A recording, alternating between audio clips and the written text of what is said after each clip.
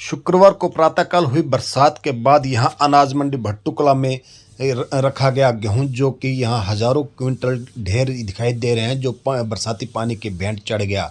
इस बरसात के बाद वहीं किसानों ने भी राहत की सांस ली है, क्योंकि इस समय जो उनके खेत खलियान जो थे वो बिल्कुल खाली पड़े थे, क्योंकि सिंचाई के लिए नहरों में पानी उपलब्ध न होने के चलते अब उनके खेतों में बिजाई नहीं हो पा रही थी। लेकिन शुक्रवार प्रातःकाल हुई इस बरसात के बाद किसानों ने राहत की सांस ले ली है और उनके खेतों में भी बिजाई का कार्य होगा। वहीं भट्टू मंडी में जो बाजार हैं इस तरह जलमग्न होकर रह गए। यह हिसार रोड का दृश्य है, जहां भारी जल भराव हुआ।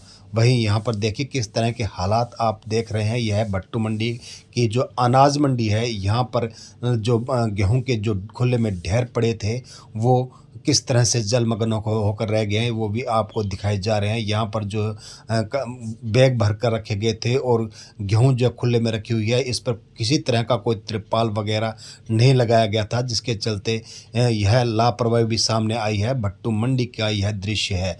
तो और सभी रोड जो देखिए अनाज मंडी का जो है जलमग्न होकर रह गए। इसके अलावा जो सरसों के ढेर थे वो भी खुले में रखे हुए थे, ये भी भीग गए हैं। यहाँ यह दृश्य भट्टू मंडी का है। भट्टू मंडी में इस तरह जो खुले में बैग रखे हुए हैं। यहाँ बरसात के बाद जो सरसों और गेहूं की फसल जो है भीग गई है।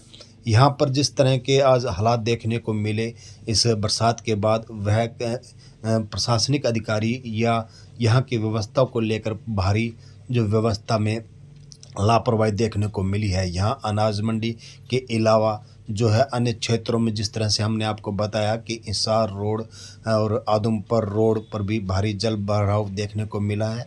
वहीं लोगों ने जो है गर्मी से राहत महसूस की है, क्योंकि गर्मी का जो मौसम था इसमें काफ़ी पारा चढ़ा हुआ था। लेकिन इस गर्मी से राहत अब इस बरसात ने दे दी है और किसानों के चेहरे भी इस बरसात के बाद खिल गए हैं।